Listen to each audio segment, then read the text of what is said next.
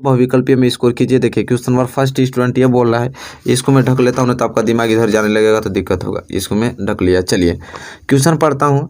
Question ये कह रहा है स्टूडेंट यहाँ पे कि कोई विलयन लाल लिटमस को नीला कर देता है, इसका पीएच संभवतः क्या होगा।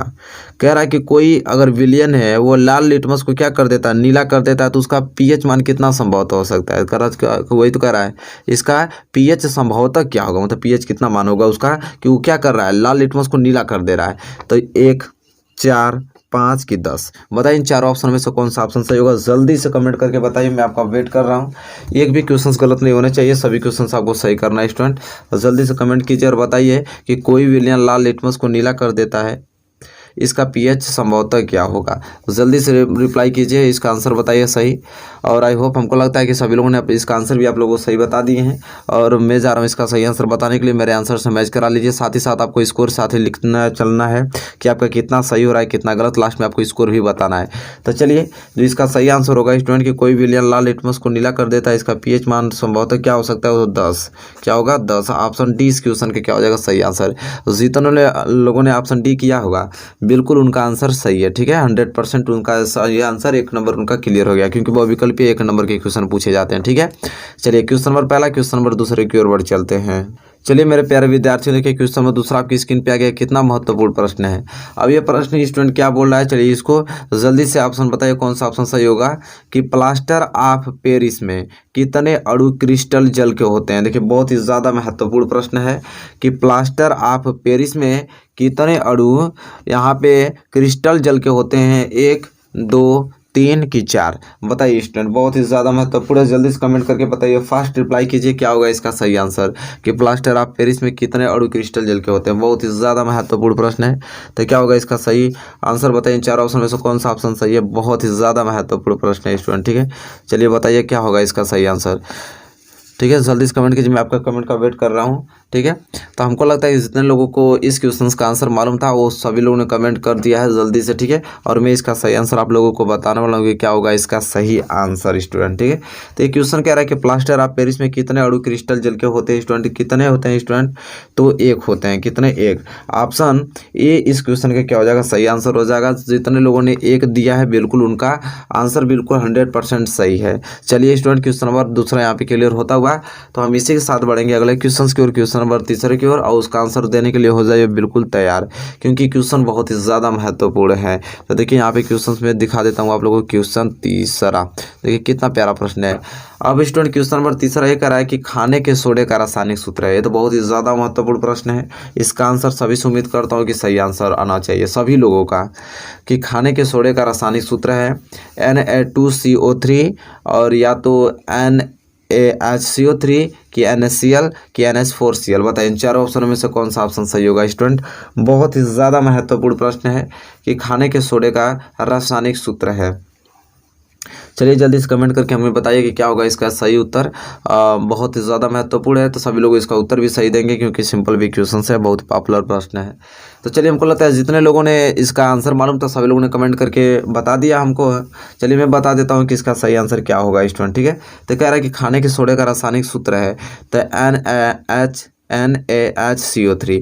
ऑप्शन बी इस क्वेश्चन का क्या हो जाएगा सही आंसर हो जाएगा, NaHCO3 होगा। जितने लोगों ने ऑप्शन बी दिया है बिल्कुल उनका आंसर सही है। ठीक है, चलिए स्टूडेंट, क्वेश्चन नंबर तीसरा यहाँ पे क्लियर होता हुआ हम बढ़ेंगे अगले क्वेश्चन की ओर, क्वेश्चन नंबर चौथे की ओर। देखिए क्वेश्चन नंबर चौथा का जल्दी से आंसर बताइए क्या बोल रहा है। क्वेश्चन नंबर चौथा बहुत ही ज़्यादा महत्वपूर्ण प्रश्न है। क्वेश्चन नंबर 4 स्टूडेंट ये बोल रहा है कि पौधे में पत्तियों तक जल एवं खनिज लवण स्थानांतरित होते हैं।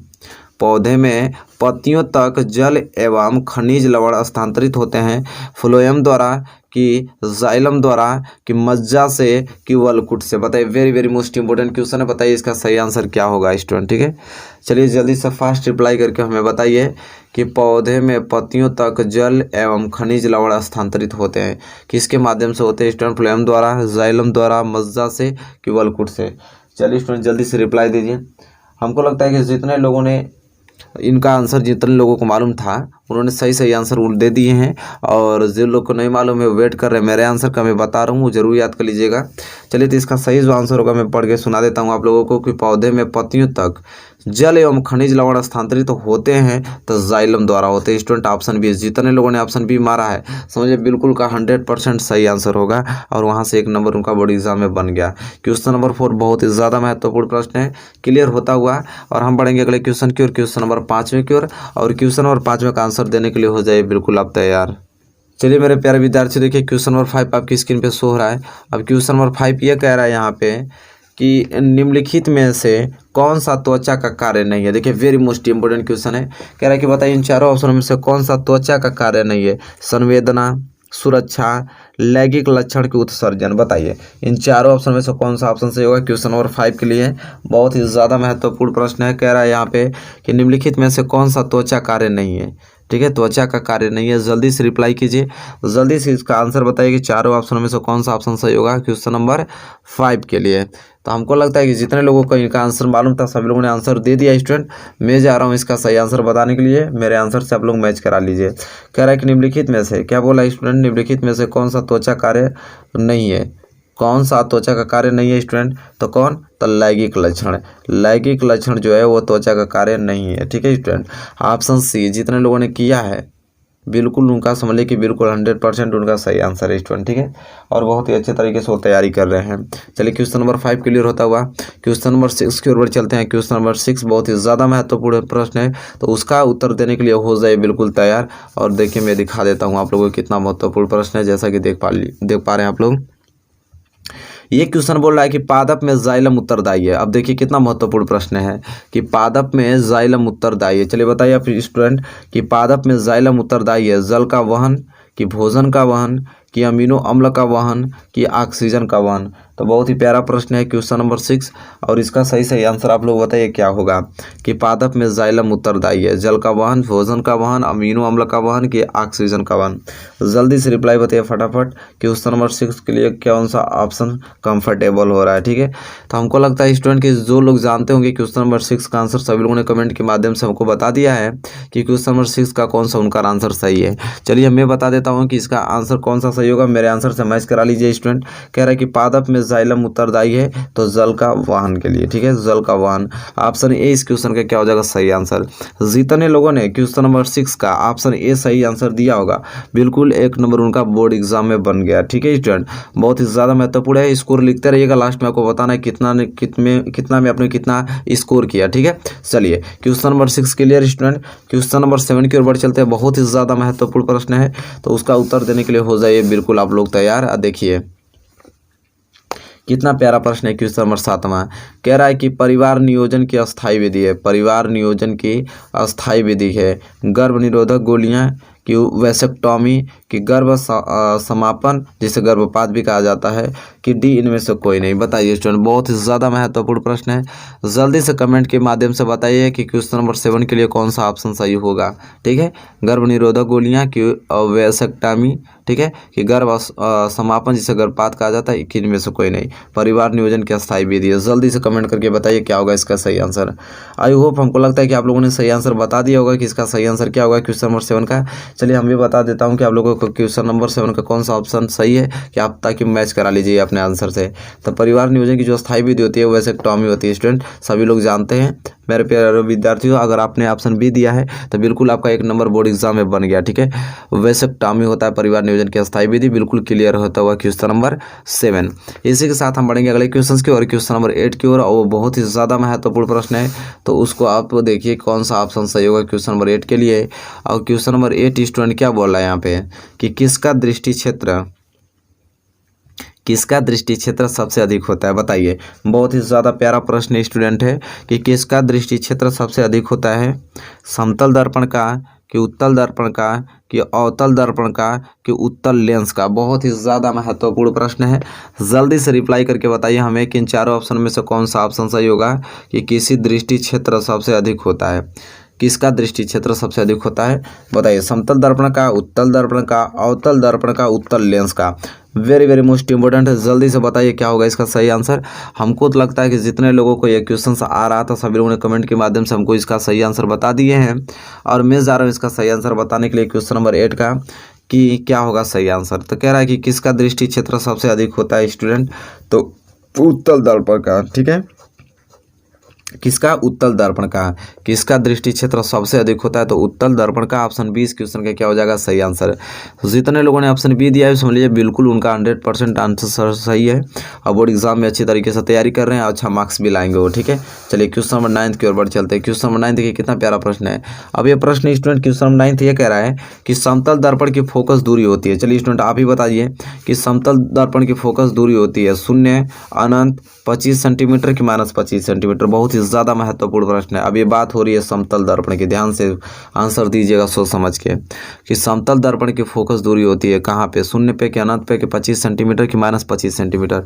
बहुत ही ज़्यादा महत्वपूर्ण प्रश्न है, जल्दी से रिप्लाई करके बताइए क्या होगा इसका सही आंसर। ठीक है, कि समतल दर्पण की फोकस दूरी होगी, जल्दी बताइए क्या होगा इसका सही आंसर स्टूडेंट। बहुत ही ज़्यादा महत्वपूर्ण प्रश्न है। तो चलिए मैं वेट कर रहा हूँ आप लोगों के आंसर का। हमको लगता है कि सभी लोगों ने इसका आंसर बता दिया है। चलिए मैं भी इसका सही आंसर आप लोगों को बता देता हूँ ताकि मैच आप करा सकते हैं कि हाँ आपका सही है या गलत है। तो समतल दर्पण की जो फोकस दूरी होती है वो अनंत होती है। कितनी होती है? अनंत। सबको मालूम है इस क्वेश्चन का आंसर। ऑप्शन बी इस क्वेश्चन का क्या हो जाएगा? सही आंसर। जितने लोगों ने ऑप्शन बी दिया है क्वेश्चन नंबर 9 का आंसर बिल्कुल उनका सही है, 1 नंबर बोर्ड एग्जाम में बन गया उनका। चलिए क्वेश्चन नंबर 10 के ऊपर चलते हैं जो कि बहुत ही ज़्यादा महत्वपूर्ण प्रश्न है, उसका उत्तर देने के लिए हो जाइए बिल्कुल तैयार। चलिए मेरे प्यारे विद्यार्थियों देखिए क्वेश्चन नंबर 10। क्वेश्चन नंबर 10वां कह रहा है कि प्रतिरोधों के समांतर संयोजन में समान होता है। देखिए बहुत ही ज़्यादा महत्वपूर्ण प्रश्न है कि प्रतिरोधों के समांतर संयोजन में समान होता है। क्या समान होता है? धारा कि विभवांतर कि आवेश कि इनमें से कोई नहीं। प्रतिरोधों के समांतर संयोजन में समान होता है कौन? धारा, विभवांतर, आवेश कि इनमें से कोई नहीं। बहुत ही ज़्यादा महत्वपूर्ण प्रश्न है, जल्दी से फटाफट रिप्लाई करके बताइए कि इन चारों ऑप्शनों में से कौन सा ऑप्शन सही होगा क्वेश्चन नंबर 10 के लिए। बहुत ही ज़्यादा महत्वपूर्ण प्रश्न है, तो जल्दी से फास्ट रिप्लाई करके बताइए इन चारों ऑप्शनों में से कौन सा ऑप्शन सही होगा। आई होप सभी लोगों ने आंसर भी बता दिया कि इसका सही आंसर क्या होगा। चलिए मैं भी इसका सही आंसर बता देता हूँ कि प्रतिरोधों के समांतर संयोजन में स्थान जो होता है स्टूडेंट किसका? विभवांतर। ठीक है, कौन सा? विभवांतर का। कि प्रतिरोधक के समांतर संयोजन में समान होता है, समान होता है ना, समान होता है कौन? तो विभवांतर। Option B. जितने लोगों ने ऑप्शन बी दिया है बिल्कुल उनका सही आंसर है स्टूडेंट। ठीक है, तो यहाँ पे जैसे देख पा रहे हैं स्टूडेंट मैंने 10 मोस्ट इंपोर्टेंट क्वेश्चन बहुविकल्पीय का मैंने बताया।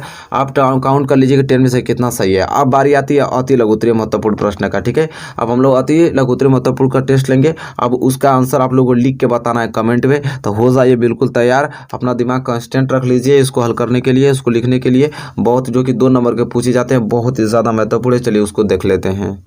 चलिए मेरे प्यारे विद्यार्थी देखिए पहला ही प्रश्न बहुत ही ज़्यादा महत्वपूर्ण है, अति लघुत्तरीय प्रश्न जो कि 2 नंबर के पूछे जाते हैं। और पहला ही प्रश्न देख पा रहे हैं कि कितना मोस्ट इंपॉर्टेंट है कि 1 एम्पियर, क्या पूछा है कि 1 एम्पियर की परिभाषा दीजिए। देखिए बहुत ही ज़्यादा महत्वपूर्ण प्रश्न है, जल्दी से आप बताइए कि क्या होगी इसकी परिभाषा। 1 एम्पियर का परिभाषा किस प्रकार आप व्यक्त करेंगे। ठीक है, अति लघुत्तरीय प्रश्न का यह प्रश्न बहुत ही ज़्यादा मोस्ट इंपॉर्टेंट है, मैं स्टार बना देता हूँ। बहुत ही पॉपुलर प्रश्न होता है यह कि 1 एम्पियर की परिभाषा दीजिए।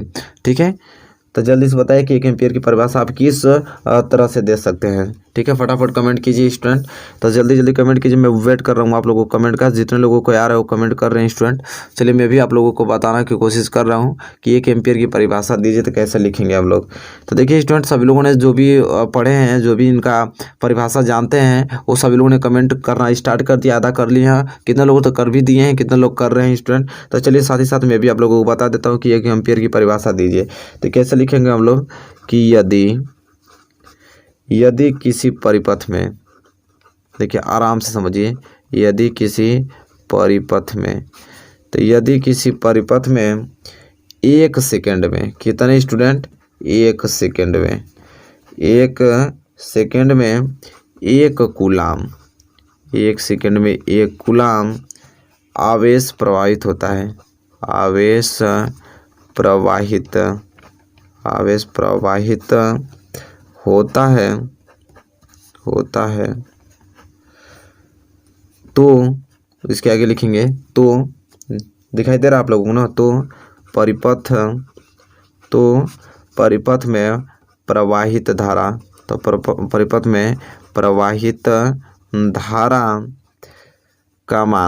धारा का मान 1 एम्पियर होता है। देखिए इस प्रकार आपको लिखना है स्टूडेंट। ठीक है, 1 एम्पियर होता है। इस तरह अगर आप लिखते हैं, 2 नंबर आप लोगों का जो अति लघुत्तरीय का महत्वपूर्ण प्रश्न यहाँ से क्लियर होता हुआ। देखिए हमसे क्वेश्चन क्या पूछा था कि 1 एम्पियर की परिभाषा दीजिए, ये नहीं क्वेश्चन हमसे पूछा है। तो हम लोग क्या लिखेंगे? यदि किसी परिपथ में 1 सेकेंड में 1 कूलाम आवेश प्रवाहित होता है तो परिपथ में प्रवाहित धारा का मान 1 एम्पियर होता है। तो देखिए सिंपल, बहुत ही ज़्यादा महत्वपूर्ण प्रश्न है, बहुत ही अच्छे तरीके से मैंने लिख दिया। यहाँ से इस प्रश्न में आपको 2 नंबर फिक्स हो गया, क्योंकि बहुत ही ज़्यादा महत्वपूर्ण प्रश्न है। चलिए प्रश्न क्लियर होता हुआ और अब बढ़ेंगे हम अगले क्वेश्चन की ओर, क्वेश्चन नंबर दूसरे की ओर, और उसका उत्तर देने के लिए बिल्कुल तैयार रेडी रहिए एकदम। बहुत ही ज़्यादा महत्वपूर्ण प्रश्न है वो। देखिए मेरे प्यारे विद्यार्थियों, यह प्रश्न बहुत ही ज़्यादा महत्वपूर्ण एनसीईआरटी का प्रश्न है। देखिए इस प्रश्न को आपको इग्नोर नहीं करना है किसी के। देखिए 11 में, 13 में, 15 में, 16 में, 17 में, 19 में यह प्रश्न पूछा गया। बहुत ही ज़्यादा महत्वपूर्ण प्रश्न है कि नेत्र की समंजन क्षमता से क्या अभिप्राय है। जल्दी से बताइए, क्योंकि प्रश्न आपको किसी कीमत पे याद होना चाहिए। 90% लाने की उम्मीद रखते हैं तो यह प्रश्न आपको जरूर याद होना चाहिए कि नेत्र की समंजन क्षमता से आप क्या समझते हैं। ठीक है, बहुत ही प्यारा प्रश्न है स्टूडेंट। जल्दी से बताइए, 2-3 लाइन का आंसर होगा इसका। जल्दी से लिख के हमें बताइए। आप लिखिए, इसको तो लिखना ही पड़ेगा, भले टाइम आपको लग रहा है। आप लिखिए इसको कि नेत्र की समंजन क्षमता से क्या अभिप्राय है। ठीक है, वीडियो रोक दीजिए लेकिन लिखिए इसको, इस प्रश्न को। ठीक है, बहुत ही प्यारा प्रश्न है। तो प्रीमियम चला रहा हूँ तो कोई रुकेगा नहीं, लेकिन आप लोग लिखते रहिए।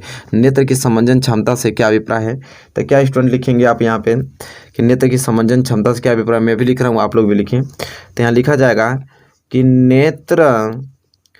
नेत्र की वह क्षमता। चलिए हमारे साथ साथ बोलते रहिए और नोट करते रहिए। देखिए बहुत ही अच्छा प्रश्न है, इसे किसी कीमत पे याद करके जाना है। नेत्र की वह क्षमता जिसके कारण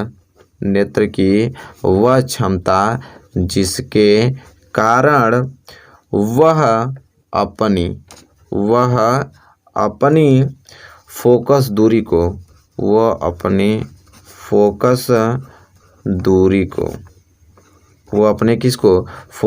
को समायोजित करके, क्या करके, समायोजित। चलिए आराम से लिखिए, समायोजित करके, क्या करके स्टूडेंट, समायोजित करके निकट तथा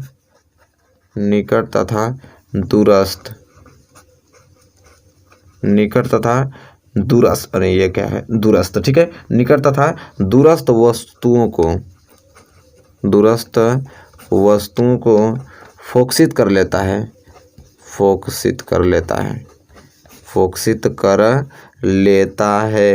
क्या कर लेता है स्टूडेंट, फोकसित कर लेता है। नेत्र की समंजन क्षमता कहलाता है। नेत्र की, यहाँ पे लिखना पड़ेगा ना आपको, समंजन क्षमता कहलाता है। देखिए मेरे प्यारे स्टूडेंट, कितना ज़्यादा मोस्ट इंपोर्टेंट क्वेश्चन है, बहुत ही ज़्यादा पॉपुलर प्रश्न। इस प्रश्न को किसी कीमत पे आपको तैयार करके जाना है मेरे प्यारे स्टूडेंट। देखिए क्या हमसे प्रश्न यही तो पूछा था कि नेत्र की समंजन क्षमता से क्या अभिप्राय है। मैंने बहुत अच्छे तरीके से लिखा कि नेत्र की वह क्षमता जिसके कारण वह अपनी फोकस दूरी को क्या कर लेता है, समायोजित करके निकट तथा दूरस्थ वस्तुओं को फोकसित कर लेता है, नेत्र की समंजन क्षमता कहलाता है। बहुत ही प्यारा प्रश्न है। इस प्रश्न को तो तैयार करके आपको किसी कीमत पे जाना है, समझ रहे हैं मेरे प्यारे स्टूडेंट। छूट जाएगा तो दिक्कत हो जाएगा, ये प्रश्न आपको याद होने चाहिए। ठीक है, चलिए क्वेश्चन नंबर तीसरे की ओर बढ़ चलते हैं। उसका आंसर देने के लिए हो जाए बिल्कुल तैयार, क्योंकि वो भी प्रश्न आप लोगों के लिए बहुत ही ज़्यादा मोस्ट पॉपुलर प्रश्न है। देखिए मेरे प्यारे विद्यार्थियों, क्वेश्चन नंबर तीसरा बहुत ही ज़्यादा महत्वपूर्ण प्रश्न है। ये खुद आपका बुक का एनसीईआरटी का प्रश्न है। एनसीईआरटी का प्रश्न है। यह प्रश्न आपका 2014 में, 2016 में, 2017 में, 2018 में ये क्वेश्चन पूछा गया है। बहुत ही ज़्यादा महत्वपूर्ण प्रश्न है। इस प्रश्न का जल्दी से सलूशन करके बताइए क्या होगा इसका सलूशन। कह रहा है कि एक गोलीय दर्पण की वक्रता त्रिज्या 20 सेंटीमीटर है, इसकी फोकस दूरी क्या होगी। बहुत ही प्यारा प्रश्न है, जल्दी से बताइए स्टूडेंट। ठीक है, कि एक गोलीय दर्पण की वक्रता त्रिज्या दे रखा है, इसकी फोकस दूरी पूछा है। बहुत ही प्यारा प्रश्न है, जल्दी से कैलकुलेशन करके इसका आंसर बताइए। ठीक है, बताइए जल्दी से। वक्रता त्रिज्या कैपिटल आर बराबर क्या दे रखा है, 20 सेंटीमीटर। कह रहा है कि एफ का वैल्यू पूछ रहा है। ठीक है, फोकस दूरी तो बताइए, आप लोगों को फार्मूला तो मालूम है। ठीक है, आर बराबर क्या होता है स्टूडेंट, आर बराबर 2f होता है। ठीक है, तो यहाँ से एफ निकालेंगे तो क्या होता है, r/2 होता है। आप तो लगा लीजिए, अब यही पूछा है एफ, तो एफ बराबर क्या हो जाएगा, अब जल्दी बता दीजिए, अब तो बता ही दिए होंगे, मैं लगा रहा हूँ। तो ये बराबर क्या हो जाएगा, आर कितना दिया है 20, तो 20 बटे क्या हो जाएगा 2, घटा देंगे तो कितना जाएगा 10, तो 10 सेंटीमीटर, बात खत्म। तो एक गोलीय दर्पण की वक्रता त्रिज्या 20 सेंटीमीटर, इसकी फोकस दूरी क्या होगी, तो 10 सेंटीमीटर इसकी फोकस दूरी हो जाएगी। बहुत ही प्यारा प्रश्न स्टूडेंट है, ठीक है। इस प्रश्न को आपको किसी कीमत पे तैयार करके जाना है। चलिए क्वेश्चन नंबर तीसरा क्लियर होता होगा। जितने लोगों ने ऑप्शन मतलब कि जितने लोगों ने 10 सेंटीमीटर दिया होगा फोकस दूरी का, वो बिल्कुल सही उनका होगा, ठीक है। उनका क्वेश्चन नंबर तीसरा बिल्कुल करेक्ट है। चलिए क्वेश्चन नंबर चौथे की ओर बढ़ चलते हैं, उसका आंसर बताएं क्योंकि बहुत ही ज़्यादा महत्वपूर्ण प्रश्न है, ठीक है। चलिए मेरे प्यारे विद्यार्थी, देखिए क्वेश्चन नंबर 4 का उत्तर बताइए। बहुत ही ज़्यादा महत्वपूर्ण प्रश्न है, जल्दी से लिख के बताइए। प्रश्न आपसे ये पूछ रहा है कि प्रोकैरियोटिक कोशिकाओं में डीएनए कहाँ पाया जाता है। देखिए बहुत ही ज़्यादा महत्वपूर्ण प्रश्न है। चलिए जल्दी से फटाक देकर उत्तर लिख के बताइए आप लोग कि प्रोकैरियोटिक कोशिकाओं में जो डीएनए होता है वो कहाँ पाया जाता है। बहुत ही ज़्यादा महत्वपूर्ण प्रश्न है। चलिए एक स्टेप बाय स्टेप लिख के बताइए स्टूडेंट, ठीक है। नीचे ये भी बता सकते हैं, डायरेक्ट आंसर बता सकते हैं, डीएनए कहाँ पाया जाता है उस जगह का नाम भी बता सकते हैं, ठीक है। लेकिन आपको एग्जाम में तुरंत लिखना नहीं होता, पूरा उसको सजा के लिखना पड़ता है। तो जल्दी बताइए कि प्रोकैरियोटिक कोशिकाओं में डीएनए कहाँ पाया जाता है। बहुत ही ज़्यादा प्यारा प्रश्न है। तो देखिए स्टूडेंट सभी लोग उत्तर दे दिए हैं और मैं भी इसका उत्तर बता दूँ कि किस प्रकार इसको लिखना है स्टूडेंट, ठीक है। तो प्रोकैरियोटिक कोशिकाओं में डीएनए कहाँ पाया जाता है, तो आपको लिखना पड़ेगा यहाँ पे कि देखिए कैसे लिखा जाता है, ये भी आप लोग मतलब तरीका मालूम होना चाहिए। देखिए जैसे जैसे लिखा, ये नहीं डायरेक्ट उसका नाम लिख दे, नहीं, पैसे लिखेंगे प्रोकैरियोटिक कोशिकाओं में, यहाँ लिखेंगे प्रोकैरियोटिक कोशिकाओं में डीएनए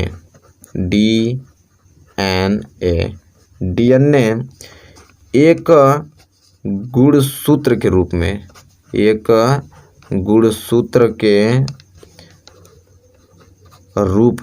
गुणसूत्र के रूप में कोशिका द्रव में पड़ा रहता है।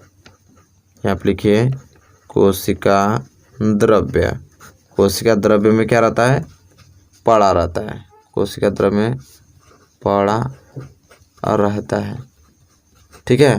तो देखिए इस तरह लिखना आपको कि प्रोकैरियोटिक कोशिकाओं में डीएनए कहाँ पाया जाता है। तो प्रोकैरियोटिक कोशिकाओं में डीएनए एक गुणसूत्र के रूप में होता है। कहाँ पाया जाता है स्टूडेंट, तो कोशिका द्रव्य में वो पड़ा रहता है, मतलब कहाँ पाया जाता है, कोशिका द्रव्य में पाया जाता है। तो बहुत ही ज़्यादा प्यारा प्रश्न। देखिए इसी प्रकार आपको लिखें 2 नंबर आपका फिक्स हो जाएगा। बहुत ही ज़्यादा महत्वपूर्ण, ये सारे प्रश्न आपको मुँह ज़बानी याद होने चाहिए और याद भी हैं, ठीक है। आप लोगों को तो याद भी है, बहुत ही अच्छा है, आप बहुत ही अच्छा स्कोर करेंगे, ठीक है। यह क्वेश्चन नंबर 4 क्लियर होता हुआ ना अच्छे तरीके से। चलिए क्वेश्चन नंबर 5 की ओर बढ़ चलते हैं। चलिए उसका आंसर दीजिए। क्वेश्चन नंबर 5 का बहुत ही ज़्यादा महत्वपूर्ण प्रश्न है, क्वेश्चन नंबर 5। चलिए मेरे प्यारे विद्यार्थी, देखिए क्वेश्चन नंबर 5 का उत्तर बताइए। बहुत ही ज़्यादा महत्वपूर्ण आ गया आपके प्रश्न में कि पुमंग एवं जायंग में अंतर स्पष्ट कीजिए। चलिए बताइए, पुमंग एवं जायंग में अंतर स्पष्ट करने के लिए बोला है। तो चलिए लिखिए, क्या उत्तर लिखेंगे इसका कि पुमंग एवं जायंग में अंतर स्पष्ट करने के लिए बोला है। बताइए कैसे लिखेंगे। बहुत ही प्यारा प्रश्न स्टूडेंट है। तो चलिए लिख के बताइए हमें कि पुमंग एवं जायंग में अंतर स्पष्ट कीजिए। बहुत ही ज़्यादा मोस्ट पॉपुलर प्रश्न है। तो इस प्रश्न का उत्तर बताइए कैसे लिखेंगे आप लोग जल्दी से। तो हमको लगता है कि लिखना स्टार्ट कर दिए आप लोग कि पुमंग एवं जायंग में अंतर स्पष्ट कीजिए। तो चलिए जल्दी से बताइए लिखकर क्या होगा। चलिए मैं भी बताता हूँ, साथ ही साथ आप लिख रहे हैं तो लिखते रहिए, ठीक है। कमेंट आएगा, मैं पढ़ लूँगा आप लोगों का कि पुमंग एवं जायंग में अंतर स्पष्ट करने के लिए तो क्या लिखेंगे आप लोग कि यहाँ पे इस तरह पुमंग जो है वह पुष्प के नर जननांग है, ठीक है। जो पुमंग है वो पुष्प के क्या है, नर जननांग है। जबकि उसी के आगे लिखना आपको, जबकि जायांग के मादा जननांग है, ठीक है। जबकि जायांग पुष्प के, ना यहाँ पुष्प के लिख देंगे, या जबकि जायांग पुष्प के मादा जननांग है। देखिए कितना महत्वपूर्ण है और सिंपल भी है। यहाँ पे हमने अच्छे तरीके से यहाँ पे इसको देख भी लिया कि पुमंग एवं जायंग में अंतर स्पष्ट करने के लिए बोला। मैंने लिखा कि पुमंग जो होता है वो पुष्प के नर जननांग है, ठीक है। जबकि जायांग के पुष्प के मादा जननांग है। तो जबकि जो जायांग जो होता है वो पुष्प के मादा जननांग कहलाता है और पुमंग जो होता है वो पुष्प के नर जननांग कहलाता है। बात बस सिंपल, बस 2 ही लाइन का लिखना है, आपको 2 नंबर मिल जाएगा स्टूडेंट। बहुत ही प्यारा प्रश्न था ये, क्वेश्चन नंबर 5। और क्वेश्चन नंबर 5 यहाँ पे क्लियर होता है स्टूडेंट। तो हम बढ़ेंगे अगले क्वेश्चन की ओर, क्वेश्चन नंबर 6 की ओर। आप बहुत ही ज़्यादा महत्वपूर्ण क्वेश्चन नंबर 6 भी है, तो चलिए उसका सोल्यूशन करके हमें बताइए। चलिए मेरे प्यारे विद्यार्थी, देखिए क्वेश्चन नंबर 6 बहुत ही ज़्यादा महत्वपूर्ण प्रश्न है। चलिए उसका उत्तर बताइए आप लोग कि क्या उत्तर लिखेंगे। कह रहा है कि आहार नली के विभिन्न भागों के नाम लिखिए। बताइए आहार नली के जितने भी भाग हैं उनका नाम लिखने के लिए बोल रहा है। तो चलिए फटाफट आप लिखना चालू कर दीजिए, क्योंकि बहुत ही ज़्यादा महत्वपूर्ण प्रश्न है। बताइए क्या होगा, इसका उत्तर लिखेंगे कैसे आप लोग। आहार नली के विभिन्न भागों के नाम लिखने के लिए बोल रहा है। बहुत ही ज़्यादा प्यारा प्रश्न है स्टूडेंट, जल्दी से बताइए आहार नली के विभिन्न भागों के नाम कैसे लिखेंगे। जल्दी से बताइए क्या होगा इसका सही उत्तर। तो जल्दी से फास्ट रिप्लाई कीजिए, ठीक है। बहुत ही ज़्यादा महत्वपूर्ण प्रश्न है, सिंपल भी है। तो देखिए हमको लगता है कि सभी लोग लिखना चालू कर दिए हैं, कुछ लोगों ने लिख के भी बता दिया है। तो चलिए मैं बता देता हूँ उत्तर के माध्यम से कि किस प्रकार इसे लिखेंगे कि आहार नली के विभिन्न भागों के नाम लिखना है। तो देखिए लिखने का तरीका क्या होना चाहिए, पहले हम लोग ऐसे लिखेंगे ऊपर कि आहार नली के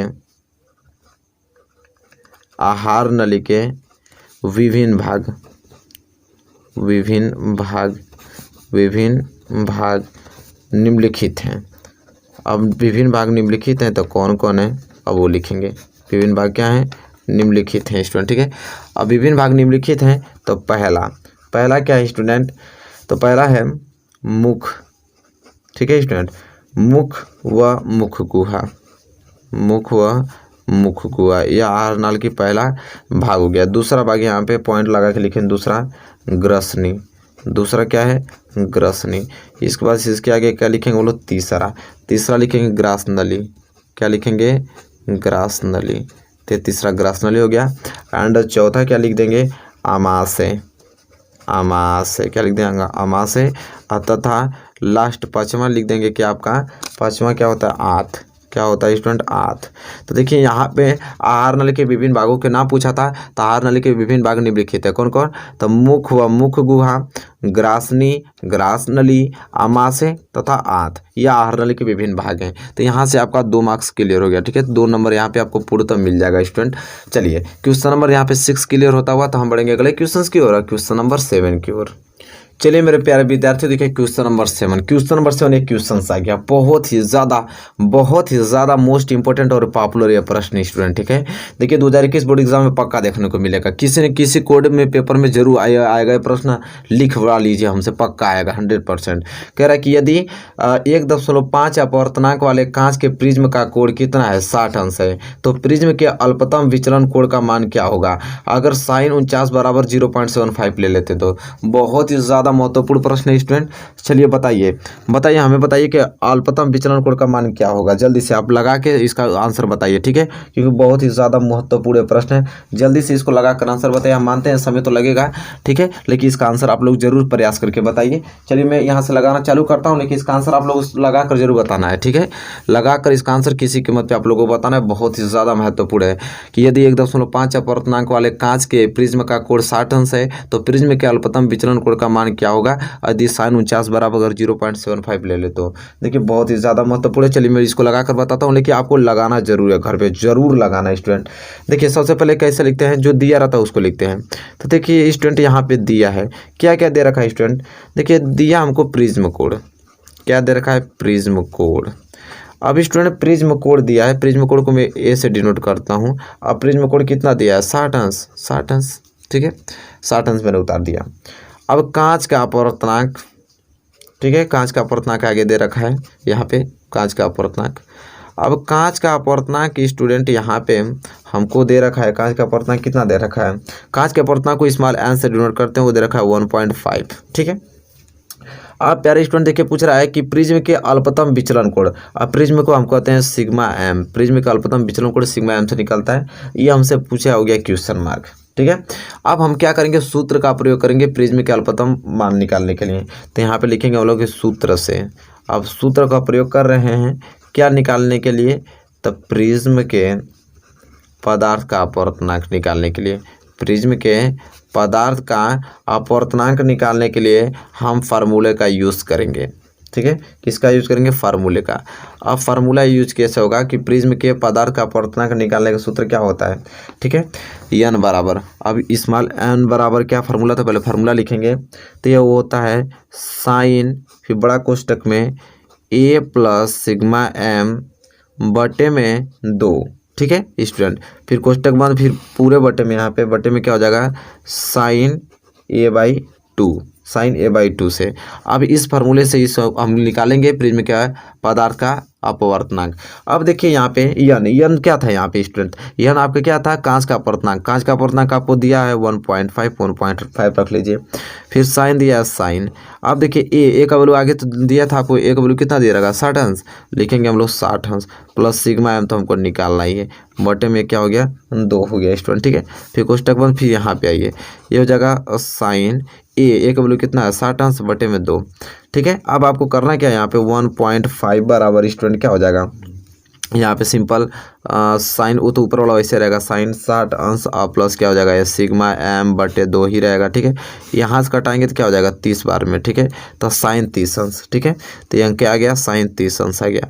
अब इस साइन 30 अंश का गुणा इसमें हो जाएगा, तो ये क्या हो जाएगा 1.5 इंटू क्या हो जाएगा साइन 30 अंश बराबर इधर क्या हो जाएगा आपका साइन 60 अंश कोष्टक में और प्लस सिग्मा एम बटे में 2 आ जाएगा, ठीक है। अब देखिए ये हो जाएगा 1.5, अब बताइए साइन 30 अंश का मान क्या होता है 1/2 होता है, बराबर यहाँ पे क्या हो जाएगा स्टूडेंट साइन 60 अंश प्लस सिग्मा एम बटे में क्या है 2 है स्टूडेंट, ठीक है।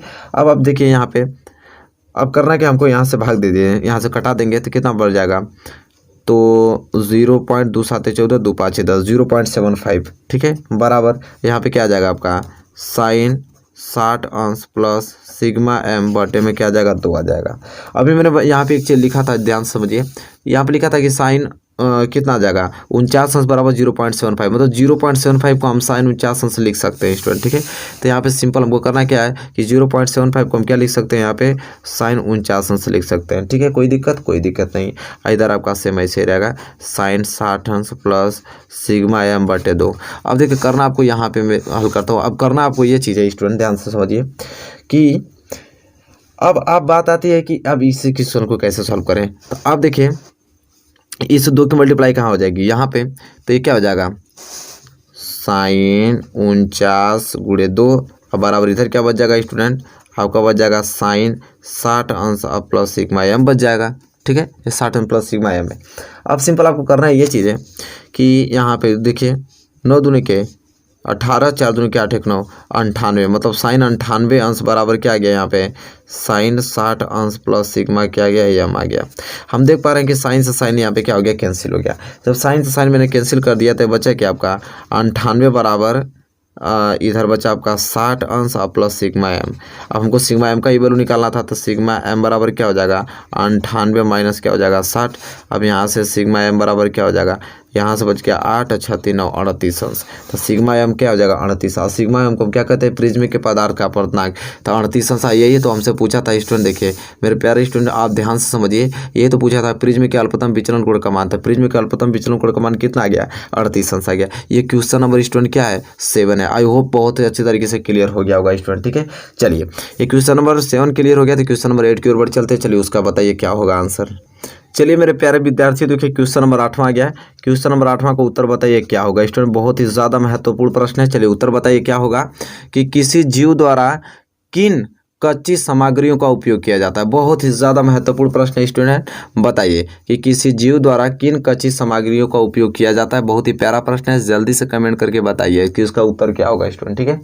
बताइए उत्तर लिखिए इसका कि किसी जीव द्वारा किन कच्ची सामग्रियों का क्या किया जाता है उपयोग किया जाता है। जल्दी से बताइए, रिप्लाई कीजिए, जल्दी से लिखिए कमेंट में, बहुत ही ज़्यादा महत्वपूर्ण और प्यारा प्रश्न है, ठीक है। तो चलिए मैं बता देता हूँ आप लोगों को लिखकर, और आप लोग भी तो लिख ही रहे हैं, ठीक है। तो चलिए मैं बता दूँ कि किसी जीव द्वारा किन कच्ची सामग्रियों का उपयोग किया जाता है, तो आप लोग लिखिए। तो यहाँ पर लिखा जाएगा कि किसी जीव द्वारा, ठीक है, किसी जीव द्वारा कार्बन तथा ऑक्सीजन का उपयोग कच्ची सामग्री के रूप में, कच्ची सामग्री के रूप में किया जाता है, तो देखिए बहुत ही ज़्यादा महत्वपूर्ण प्रश्न है स्टूडेंट। ठीक है, इस प्रश्न को आपको किसी कीमत पे याद करके जाना है। कह रहा है कि किसी जीव द्वारा किन कच्ची सामग्रियों का उपयोग किया जाता है, तो किसी जीव द्वारा कार्बन तथा ऑक्सीजन का प्रयोग कच्ची सामग्रियों के रूप में किया जाता है। सिंपल, इस तरह जो लोग लिखे होंगे बिल्कुल उनका सही आंसर है। आपका ये पक्का 2 मार्क्स क्लियर हो गया यहाँ से स्टूडेंट। ठीक है, चलिए एक क्वेश्चन नंबर 8 था, और आई होप क्वेश्चन नंबर 8 आपने लिखा भी है और अच्छे तरीके से लिखा है, और आपको कभी भूलने की जरूरत भी नहीं पड़ेगी। आप मतलब बोर्ड एग्जाम में अगर ये आ जाएगा क्वेश्चन तो बहुत आसान तरीके से आप लिख पाएंगे। चलिए क्वेश्चन नंबर 8 क्लियर हो गया ना। क्वेश्चन नंबर 9 की ओर बढ़ चलते हैं। क्वेश्चन नंबर 9 का उत्तर लिखिए। देखिए मेरे प्यारे स्टूडेंट, क्वेश्चन नंबर 9 आपकी स्क्रीन पे आ गया। चलिए इसका उत्तर बताइए क्या होगा, उत्तर लिख के बताइए। कह रहा है प्रश्न है कि आधुनिक आवर्त सारणी में पहले 10 तत्वों में कौन सी धातुएं हैं। देखिए बहुत ही ज़्यादा मोस्ट इंपॉर्टेंट है। ठीक है, कह रहा है कि आधुनिक आवर्त सारणी में पहले 10 तत्वों में कौन सी धातुएं हैं। चलिए फटाफट उनका नाम लिख के बताइए, कौन से यहाँ पे 10 तत्वों में कौन सी धातुएं हैं, जल्दी से लिख के बताइए। इंपॉर्टेंट, बहुत ही ज़्यादा महत्वपूर्ण प्रश्न है कि आधुनिक आवर्त सारणी में पहले 10 तत्वों में कौन सी धातुएं हैं। तो जल्दी से कमेंट कीजिए स्टूडेंट, समय नहीं है, बिल्कुल आपके पास समय नहीं है, बहुत अच्छे तरीके से तैयारी कीजिए। आई होप, हमको लगता है जितने लोगों को याद है वो लिखना चालू कर दिए हैं। ठीक है, जल्दी से लिख के बताइए कि क्या होगा इसका उत्तर। ठीक है, मैं भी थोड़ा वेट कर लेता हूँ क्योंकि नाम लिखने में थोड़ा समय लगेगा आप लोगों को। ठीक है, टाइपिंग करने में हमको लगता है कि आई होप आप लोग टाइपिंग कर रहे हैं स्टूडेंट। अब बताने की मुझे भी ज़रूरत है कि आधुनिक आवर्त सारणी में पहले 10 तत्वों में कौन सी धातुएं हैं। तो चलिए मैं बता देता हूँ एक एक करके नाम उनका, और अच्छी तरीके से स्टूडेंट इसको नोट कर लीजिए। बहुत ही ज़्यादा प्यारा प्रश्न स्टूडेंट है।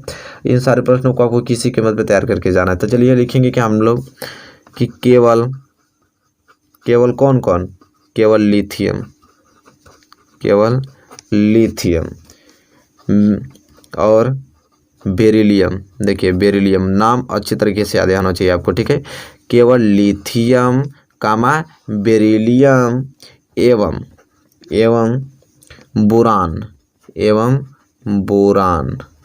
एवं बोरान धातुएं हैं। तो ये तीनों आपको नाम याद होना चाहिए कि आधुनिक आवर्त सारणी में पहले 10 तत्वों में कौन सी धातुएं हैं। तो क्या कौन कौन धातुएं हैं, लिथियम, बेरिलियम और एवं बोरान धातुएं हैं। तो यह प्रश्न आपको किसी कीमत पे याद होना चाहिए। 2 मार्क्स यहाँ से आपको मिल जाएगा स्टूडेंट। ठीक है, ये क्वेश्चन नंबर 9 है। आई होप क्वेश्चन नंबर 9 आपको अच्छे तरीके से क्लियर हो गया होगा स्टूडेंट। हम बढ़ेंगे अगले क्वेश्चन की ओर और क्वेश्चन नंबर 10वें की ओर। ठीक है, और देखिए क्वेश्चन नंबर 10वां, आप बताइए इसका सही आंसर क्या होगा। मैं अभी प्रश्न लिख देता हूँ। चलिए मेरे प्यारे स्टूडेंट, देखिए क्वेश्चन नंबर 10वां आपके होम स्क्रीन पे आ गया, क्योंकि बहुत ही ज़्यादा महत्वपूर्ण प्रश्न है।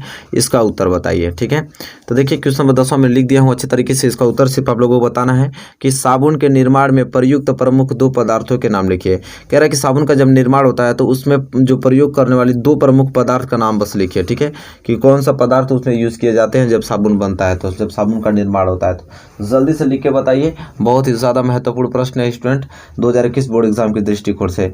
तो जल्दी से आप इसका आंसर लिख के हमें बताइए, जल्दी टाइपिंग कीजिए। ठीक है, लास्ट क्वेश्चन आप लोगों का है। तो इस क्वेश्चन का आंसर मैं उम्मीद रखूंगा कि सभी लोग, जितने भी स्टूडेंट हैं सभी लोग इसका आंसर लिखें। ठीक है, बताइए साबुन के निर्माण में प्रयुक्त प्रमुख 2 पदार्थों के सिर्फ नाम लिख रहे हैं। कितने? 2 पदार्थों के नाम। तो देखिए स्टूडेंट आप लोग लिख भी दिए होंगे, चलिए मैं भी लिख देता हूँ यहाँ पे। तो लिखेंगे कैसे हम लोग, साबुन के निर्माण में क्या लिखेंगे हम लोग, साबुन के निर्माण में प्रयुक्त 2 प्रमुख पदार्थ। अब साबुन के निर्माण में प्रयुक्त 2 प्रमुख पदार्थ कौन कौन है। तो तेल या वसा व कास्टिक सोडा, कास्टिक लिखा हुआ है। ठीक है, कास्टिक सोडा है। ठीक है, कास्टिक सोडा है। देखिए यहाँ पे हमसे 2 पदार्थ पूछा है, मैंने लिख दिया है साबुन के निर्माण में प्रयुक्त 2 प्रमुख पदार्थ कौन कौन है। तेल या वसा या तो कास्टिक सोडा। तो देखिए very very most important question, जो इस प्रकार लिखे होंगे, इनका नाम लिखोगे, उनका 2 नंबर यहाँ पे क्लियर हो गया। ठीक है, तो देखिए क्वेश्चन पढ़ लेता हूँ, पहले स्लिप को हटा दूँ मैं। देखिए क्वेश्चन बहुत स्पष्ट रूप से आपको दिखाई दे रहे होंगे। क्वेश्चन नंबर पहला स्टूडेंट ये बोल रहा है यहाँ पे कि किसी शब्दकोश में पाए गए छोटे अक्षरों को पढ़ते समय आप निम्न में से कौन सा लेंस पसंद करेंगे। देखिए बहुत ही प्यारा प्रश्न है। कह रहा है कि किसी शब्दकोश में पाए गए छोटे अक्षरों को पढ़ते समय आप निम्न में से कौन सा लेंस पसंद करेंगे, बताइए। 50 सेंटीमीटर फोकस दूरी का एक उत्तल लेंस करेंगे, कि 50 सेंटीमीटर फोकस दूरी का एक अवतल लेंस, कि 5 सेंटीमीटर फोकस दूरी का एक अवतल लेंस, कि 5 सेंटीमीटर फोकस दूरी का एक उत्तल लेंस। चलिए स्टूडेंट बताइए, बहुत ही ज़्यादा महत्वपूर्ण प्रश्न है, जल्दी से आप इसका उत्तर बताइए क्या होगा इसका सही आंसर इन चारों ऑप्शनों में से। किसी शब्दकोश में पाए गए छोटे अक्षरों को पढ़ते समय आप निम्न में से कौन सा लेंस पसंद करेंगे, जल्दी से फास्ट रिप्लाई कीजिए। वेट कर रहा हूं मैं आपके कमेंट का, और कमेंट आना शुरू हो गया। आई होप आप लोगों ने सही उत्तर दे रहे हैं। चलिए मैं भी आपको सही उत्तर बता देता हूँ, इसका सही आंसर क्या होगा, कि किसी शब्दकोश में पाए गए छोटे अक्षरों को पढ़ते समय आप निम्न में से कौन सा लेंस पसंद करेंगे। तो ऑप्शन 20 क्वेश्चन का सही आंसर हो जाएगा क्या, कि 50 सेंटीमीटर फोकस दूरी का कौन सा लेंस, अवतल लेंस का प्रयोग करेंगे। जितने लोगों ने ऑप्शन 20 क्वेश्चन का दिया है, बिल्कुल सही आंसर उन लोगों का है। ठीक है, 1 नंबर पक्का हो गया उन लोगों का। चलिए क्वेश्चन नंबर फर्स्ट क्लियर होता हुआ यहाँ पे, तो हम बढ़ेंगे अगले क्वेश्चंस की ओर स्टूडेंट, क्वेश्चन नंबर दूसरे की ओर। देखिए बहुत ही प्यारा प्रश्न है, क्वेश्चन नंबर दूसरा है। देखिए क्वेश्चन नंबर दूसरा स्टूडेंट ये बोल रहा है यहाँ पे कि प्रकाश का प्रकीर्णन सबसे कम होता है। बताइए, आप बताइए स्टूडेंट, कि प्रकाश का प्रकीर्णन सबसे कम होता है लाल रंग के लिए, कि पीले रंग के लिए, कि हरे रंग के लिए, कि नीले रंग के लिए। बताइए, बहुत ही ज़्यादा महत्वपूर्ण प्रश्न है, जल्दी से फटाफट इसका उत्तर बताइए क्या होगा इन चारों ऑप्शनों में से इसका सही आंसर। ठीक है, प्रकाश का प्रकीर्णन सबसे कम होता है, जल्दी रिप्लाई करके बताइए। लाल रंग के लिए, कि पीले रंग के लिए, कि हरे रंग के लिए, कि नीले रंग के लिए, जल्दी बताइए स्टूडेंट क्या होगा इसका सही आंसर। आई होप आप लोगों ने आंसर बताना शुरू कर दिया, बहुत लोगों ने सही आंसर बताया इसका। चलिए मैं भी इसका सही आंसर बता देता हूँ, कि ताकि आप लोग मेरे आंसर से मैच करा लीजिए कि हाँ आपका आंसर सही है या गलत है। तो प्रकाश का प्रकीर्णन सबसे जो कम होता है स्टूडेंट, वो लाल रंग के लिए होता है। किस रंग के लिए, लाल रंग के लिए। ठीक है, प्रकाश का प्रकीर्णन सबसे कम लाल रंग के लिए होता है। जितने लोगों ने ऑप्शन ए दिया है, बिल्कुल उनका आंसर सही है, 100% सही है। ठीक है, चलिए क्वेश्चन नंबर दूसरा यहाँ पे क्लियर होता हुआ, इसी के साथ बढ़ेंगे हम अगले क्वेश्चन की ओर, क्वेश्चन नंबर तीसरे की ओर। देखिए बहुत ही प्यारा प्रश्न है, क्वेश्चन नंबर तीसरा है, और ये क्वेश्चन कह रहा है यहाँ पे कि फ्लोएम द्वारा भोजन का स्थानांतरण होता है। ठीक है, फ्लोएम द्वारा भोजन का स्थानांतरण होता है सुक्रोज के रूप में, कि प्रोटीन के रूप में, कि हार्मोन्स के रूप में, कि वसा के रूप में। बताइए, बहुत ही ज़्यादा महत्वपूर्ण प्रश्न है। इन चारों ऑप्शन में से बताइए कौन सा ऑप्शन सही होगा, जल्दी से टिक कीजिए और इसका सही आंसर चूज करके बताइए कि ऑप्शन ए, कि ऑप्शन बी, कि ऑप्शन सी, कि ऑप्शन डी होगा सही आंसर। जल्दी बताइए कि भोजन फ्लोएम द्वारा भोजन का हस्तांतरण होता है। चलिए सभी लोगों को कमेंट आना शुरू हो गया, सभी लोगों ने आंसर भी सही बता रहे हैं। चलिए मैं भी बता देता हूँ आप लोगों को कि इसका आंसर क्या होगा, ताकि आप मेरे आंसर से मैच करा सकते हैं और स्कोर लिखते रहिए। लास्ट में आप लोगों को बताना है कि आपका कितने में से कितना मार्क्स आया। ठीक है, तो चलिए मैं बता देता हूँ आप लोगों को कि फ्लोएम द्वारा भोजन का जो स्थानांतरण होता है स्टूडेंट, वो सुक्रोज के रूप में होता है। किसके, सुक्रोज के रूप में होता है। ऑप्शन ए इस क्वेश्चन का क्या हो जाएगा, सही आंसर हो जाएगा। जितने लोगों ने ऑप्शन ए दिया है, समझ लीजिए कि उनका 1 नंबर बोर्ड एग्जाम में पक्का हो गया, क्योंकि ये सारे प्रश्न आपको 2021 बोर्ड एग्जाम में देखने को मिलेंगे, तो आप उसका आंसर बेहिचक बहुत अच्छे से इसका आंसर दे सकेंगे। चलिए क्वेश्चन नंबर तीसरा क्लियर हो गया, क्वेश्चन नंबर 4 की ओर बढ़ चलते हैं। चलिए स्टूडेंट देखिए क्वेश्चन नंबर 4 आपको होम स्क्रीन पे आ गया है। अभी क्वेश्चन क्या कह रहा है, बहुत ही ज़्यादा महत्वपूर्ण प्रश्न। चलिए इसको पहले ढक लेता हूँ तो आपका दिमाग इधर चलने लगेगा। चलिए क्वेश्चन नंबर 4 ये कह रहा है यहाँ पे कि डिक्शन एवं जौली संबंधित है। बहुत ही प्यारा प्रश्न है कि डिक्शन एवं जौली संबंधित है, रसारोहण से संबंधित है, कि परासरण से संबंधित है, कि अवशोषण से संबंधित है, कि विस्तरण से। बताइए, बहुत ही प्यारा प्रश्न है, बहुत ही ज़्यादा महत्वपूर्ण प्रश्न है। तो जल्दी से कमेंट करके बताइए क्या होगा इसका सही आंसर, कि डिक्शन एवं जौली संबंधित है, किससे संबंधित है। जल्दी से फटाफट रिप्लाई कीजिए, मैं आपके आंसर का वेट कर रहा हूँ। अब देखिए कुछ लोगों ने तो आंसर देना चालू कर दिया है, अब बहुत अच्छे तरीके से देना चालू कर दिया। एक भी क्वेश्चन गलत नहीं होगा आप लोगों का, क्योंकि आपने इतना बढ़िया से पढ़ा है कि बोर्ड एग्जाम में भी आएगा तो बहुत अच्छे तरीके से ही करके चले आएंगे आप लोग। तो जल्दी से बताइए, मैं वेट कर रहा हूँ आप लोगों का कि डिक्शन एवं जौली संबंधित है किससे। तो चलिए फाइनली मैं इसका आंसर बता देता हूँ। आई होप आपने भी अच्छा ही आंसर दिया होगा इसका, और मैच करा लीजिएगा मेरे आंसर से कि आपका सही या गलत है। स्कोर लिखते रहिए कि कितना सही है कितना गलत, लास्ट में बताइएगा। चलिए मैं इसका आंसर बता देता हूँ आप लोगों को। कह रहा है यहाँ पे कि डिक्शन एवं जौली संबंधित है तो रसारोहण से संबंधित है। किससे, रसारोहण से। ऑप्शन ए इस क्वेश्चन का क्या हो जाएगा सही आंसर। जितने लोगों ने ऑप्शन ए इस क्वेश्चन का सही आंसर दिए होंगे, बिल्कुल उनका 100% सही है। ठीक है, चलिए इसी के साथ हम बढ़ेंगे अगले क्वेश्चन की ओर, क्वेश्चन नंबर 5 की ओर। और देखिए क्वेश्चन नंबर 5 कितना मोस्ट इंपोर्टेंट क्वेश्चन है। क्वेश्चन नंबर 5 ये कह रहा है कि 1 बिलियन का पीएच मान 5 है, यह बिलियन है। अगर किसी बिलियन का अगर पीएच मान 5 हो तो वो बिलियन कैसा होगा स्टूडेंट बताइए? अम्लीय होगा कि क्षारीय होगा कि उदासीन होगा कि इनमें से कोई नहीं? बहुत ही ज़्यादा महत्वपूर्ण प्रश्न है, जल्दी से बताइए क्या होगा इसका सही आंसर स्टूडेंट? जल्दी बताइए, फास्ट रिप्लाई कीजिए कि समय नहीं है, बहुत सारे क्वेश्चंस आपको देखने हैं यहाँ पे। तो जल्दी बताइए कि 1 बिलियन का पीएच मान 5 है तो ये बिलियन होगा। तो फाइनली आप लोगों का आंसर आना चालू हो गया, बहुत लोगों ने सही आंसर दिया है, ठीक है। कुछ लोग मिस्टेक कर रहे हैं, फाइनली उन लोगों का भी सही हो जाएगा जब मैं आंसर बताऊंगा। तो यहाँ पे दिया है कि 1 बिलियन का पीएच मान 5 है। तो जब भी किसी बिलियन का पीएच मान अगर 7 से डाउन है तो जानते हैं आप लोग 7 से अगर डाउन रहेगा तो वो क्या कहलाता है? अम्लीय कहलाता है। 7 से ऊपर रहेगा तो क्षारीय, नेट 7 रहेगा तो क्या होता है? उदासीन होता है। तो 7 से डाउन है कि नहीं? तो 5 जो है 7 से छोटा होता है, तो इसलिए क्या हो जाएगा? ये अम्लीय हो जाएगा, ठीक है। तो जितने लोगों ने ऑप्शन ए इस क्वेश्चन का सही आंसर दिए होंगे तो बिल्कुल उनका 100% ये क्वेश्चन सही है। 1 नंबर उनका बोर्ड एग्जाम में क्लियर हो गया। चलिए क्वेश्चन नंबर 5 क्लियर होता हुआ इसी के साथ हम बढ़ेंगे अगले क्वेश्चन की ओर, क्वेश्चन नंबर 6 की ओर। देखिए क्वेश्चन नंबर 6 स्टूडेंट बहुत ही प्यारा प्रश्न है। क्वेश्चन नंबर 6 ये बोल रहा है यहाँ पे कि ताम्र ग्लांस का रासायनिक सूत्र। देखिए बहुत ही ज़्यादा महत्वपूर्ण प्रश्न है। चलिए जल्दी से इसका उत्तर बताइए क्या होगा कि ताम्र ग्लांस का रासायनिक सूत्र है। जल्दी बताइए कमेंट करके। Cu2S कि Cu2O कि CuFeS2 कि CuCO3। बताइए कि ताम्र ग्लांस का रासायनिक सूत्र क्या है इन चारों ऑप्शनों में से? जल्दी फटाफट कमेंट करके बताइए और मैं वेट कर रहा हूँ आपके कमेंटों का। देखिए कमेंट आना चालू हो गया बहुत सारे लोगों का, कुछ लोगों का सही आंसर तो कुछ लोगों का गलत भी आ रहा है। कोई दिक्कत नहीं, जब मैं आंसर बताऊंगा तो क्लियर हो जाएगा, आप लोगों को याद भी हो जाएगा क्योंकि ये प्रश्न बहुत ही ज़्यादा महत्वपूर्ण है। तो क्वेश्चन ये कह रहा है कि ताम्र ग्लांस का रासायनिक सूत्र। चलिए मैं बता देता हूँ आप लोगों का कि जो ताम्र ग्लांस का रासायनिक सूत्र होता है वो होता है Cu2S। क्या होता है? Cu2S होता है। ऑप्शन ए इस क्वेश्चन का सही आंसर है। जितने लोगों ने अगर ऑप्शन ए दिए हैं तो उनका 100% यह क्वेश्चन क्या है? राइट है, कोई दिक्कत नहीं है, ठीक है। उनकी तैयारी बहुत अच्छी चल रही है। जो लोग नहीं आंसर दे पाए तो कोई दिक्कत नहीं है, आप याद ही हो गया होगा, आप तो बोर्ड एग्जाम आएगा तो 100% कर लीजिएगा उसमें सही, ठीक है। कोई दिक्कत नहीं है, रिवीजन करते रहिए। क्वेश्चन नंबर 6 यहाँ पे क्लियर होता है। क्वेश्चन नंबर 7 की ओर बढ़ेंगे हम। और देखिए स्टूडेंट बहुत ही प्यारा प्रश्न है, क्वेश्चन नंबर 7। अब क्वेश्चन नंबर 7 क्या कह रहा है? क्वेश्चन नंबर 7 ये कह रहा है कि कौन सी धातु ठंडे जल के साथ अभिक्रिया कर लेती है। देखिए बहुत ही प्यारा प्रश्न है। कह रहा है कि कौन सी धातु ठंडे जल के साथ अभिक्रिया कर लेती है? कॉपर कि आयरन लोहा कि मैग्नीशियम जस्ता कि सोडियम कैल्शियम। बताइए इन चारों ऑप्शन में से कौन सा ऑप्शन सही होगा?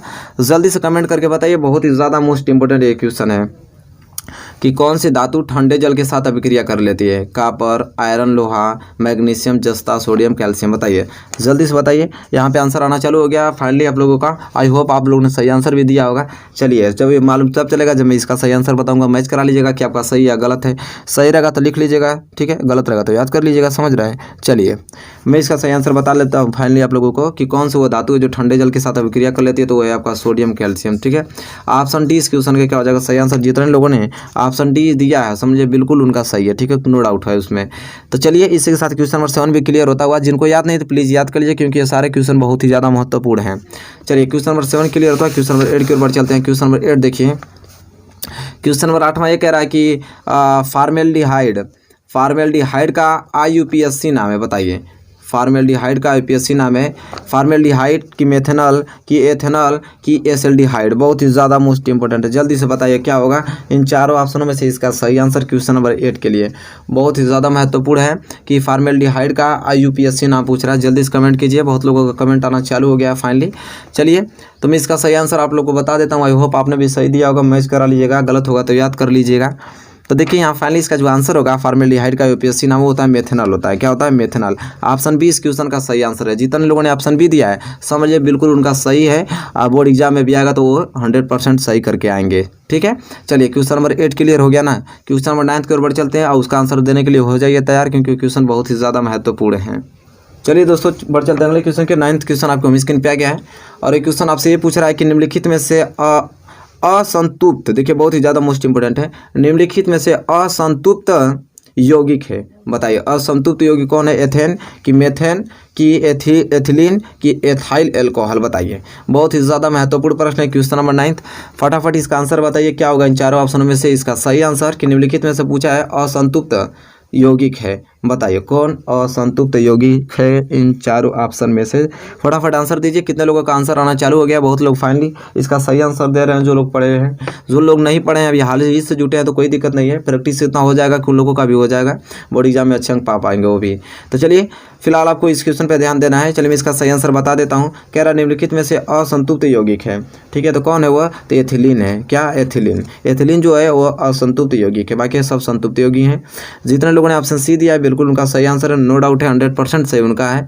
और यह क्वेश्चन 9th क्लियर हो गया हो तो हम बढ़ेंगे अगले क्वेश्चन की ओर, क्वेश्चन नंबर 10 की ओर। क्वेश्चन नंबर 10 देखिए कितना प्यारा प्रश्न है, बहुत ही ज़्यादा महत्वपूर्ण है। अब क्वेश्चन नंबर 10 क्या बोल रहा है यहाँ पे कि यहाँ पे सिस्ट एपिन, देखिए कितना मोस्ट इंपॉर्टेंट है यहाँ पे कि सिस्ट एप्सिन एंजाइम क्रिया करता है। बताइए जो सिस्ट एप्सिन एंजाइम है वो क्रिया करता है, प्रोटीन पर कार्य करता है कि स्टार्च पर कार्य करता है कि वसा पर कि लौड़ों पर। बताइए बहुत ही ज़्यादा मोस्ट इंपॉर्टेंट। इन चारों ऑप्शन में से कौन सा ऑप्शन सही होगा? वेरी वेरी मोस्ट इंपॉर्टेंट है। जल्दी से बताइए क्या होगा इसका सही आंसर कि स्टेप्सिन एंजाइम क्रिया करता है।